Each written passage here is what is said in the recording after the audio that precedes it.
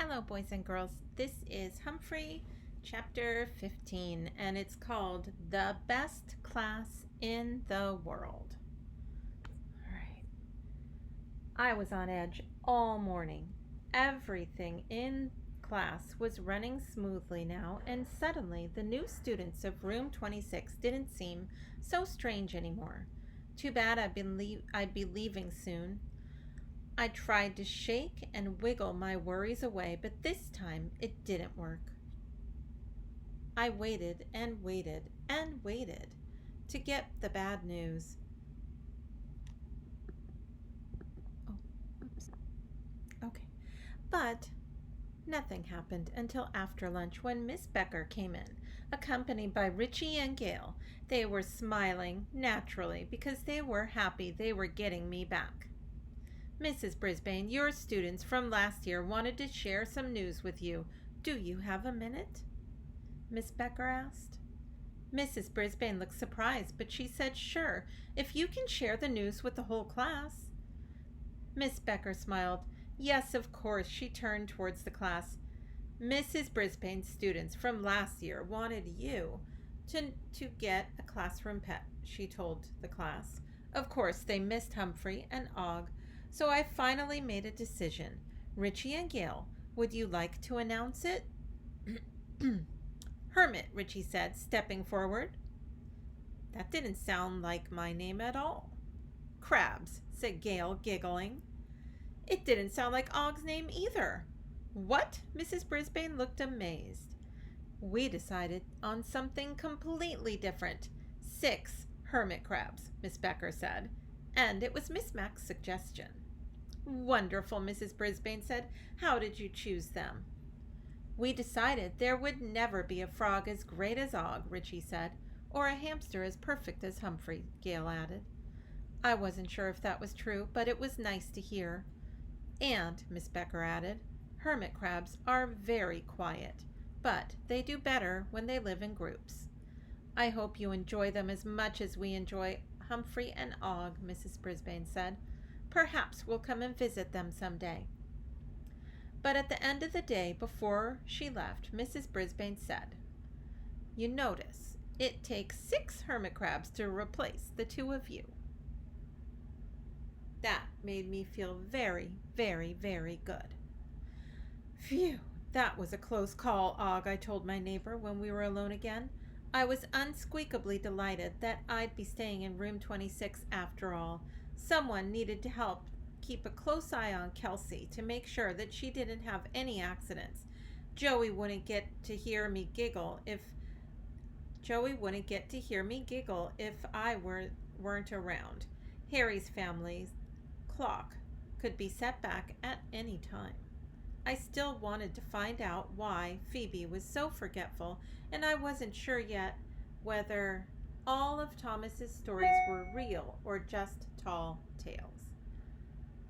I had a second surprise later that afternoon when Miss Mack appeared at the door.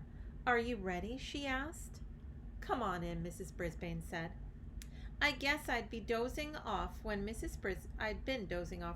Brisbane had announced that what was going to happen.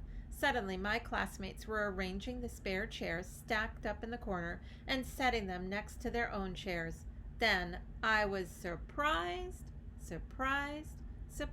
when Miss Mack and her entire class of first graders entered the room. Miss Mack directed each of the first graders to sit next to an older student. The idea behind Mrs. Brisbane's reading buddies is that the older children will share their favorite books with the younger children, Mrs. Brisbane told them. Any questions? A small boy who was missing both of his top front teeth raised his hand. What's over there? He asked, pointing towards the table Og and I shared. Why, that's our hamster, Humphrey, and our frog, Og, Mrs. Brisbane explained. Hi, hi, hi, I squeaked, which made most of them giggle. Maybe you'll be in this class someday, and they'll be your classroom pets, Mrs. Brisbane said. That seemed to please the first graders.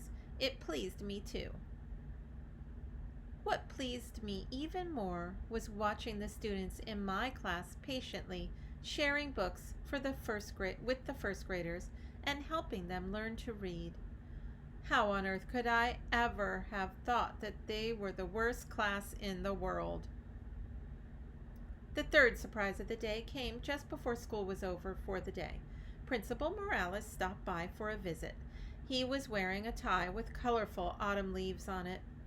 Class, I just want to say that Mrs. Brisbane has told me that the last few weeks your class has improved more than any class she has ever had.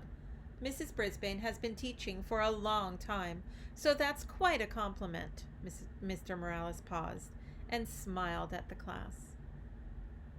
She said, "You've made special progress in learning to work together," he continued. "So I would like to congratulate you and encourage you to keep up the good work." Every face in room 26 had a smile on it, even mine. After school, Mrs. Brisbane hummed to herself as she gathered her papers and her purse. "Fellows, this has been quite a week, hasn't it? It's the kind of week that makes me glad I'm still teaching," she said. That was nice to hear because I didn't want Mrs. Brisbane to stop teaching, not ever. "I still have to decide who takes you home for the weekend, Humphrey," she said. "It will have to be a surprise." I didn't mind being surprised. The new students in room 26, who had seemed like strangers only a few weeks ago, all felt like good friends to me now. That was a very nice feeling. When Aldo came into the room that night, the first thing he said was, "Hermit crabs." He laughed so hard his mustache shook up and down. I never would have guessed she'd pick hermit crabs. "They're crustaceans, you know." "No, I didn't know," I told Aldo, "but it doesn't matter whether they're crustaceans or primates or amphibians. They are classroom pets. And I'll do my best, and I'll bet they'll do a very good job." Of course, I couldn't resist the temptation to pay a visit to room 18 after Aldo's cart had pulled out of the parking lot that night. But as I slid under the door of Miss Becker's classroom, I was a little nervous. What if the hermit crabs were unfriendly as George? I looked at the table by the windows, but there were only stacks of folders there. An eerie glow from another wall caught my attention, and there, on the table, was a large aquarium with a small light on in it. I inched closer and looked up at the unspeakably odd sight of the hermit crabs. They weren't golden and furry like me, and they weren't green and googly-eyed like Og. They were pinkish and shiny, and they had pincers that I wouldn't like to come in contact with. But I have to admit, they were interesting. "Welcome to Longfellow School," I said, even though they probably couldn't understand me. "I hope you know that you are in one of the best classes in the world." They just kept wiggling, so I continued. "And I am in one of the best classes in the world, too." Since they didn't have anything to say, I turned away, but before I left the room, I turned back. "By the way," I squeaked, "my name is Humphrey, and I am the hamster in room 26. I'm not completely sure, but I think one of the hermit's crabs waved at me. I waved back. Once I was back in my classroom, I told Og about the hermit crabs. "I guess it's nice that they're all crustaceans," I told him. "But personally, I'd rather have an amphibian as a neighbor. It makes life a little more interesting." "Boing, boing, boing," he said, which made me think he was happy to share a table with a rodent. I took out my little notebook and I finished my poem, Writing in the Moonlight. "Autumn, oh autumn, you had my poor head spinning, but now I am happy to have a new beginning."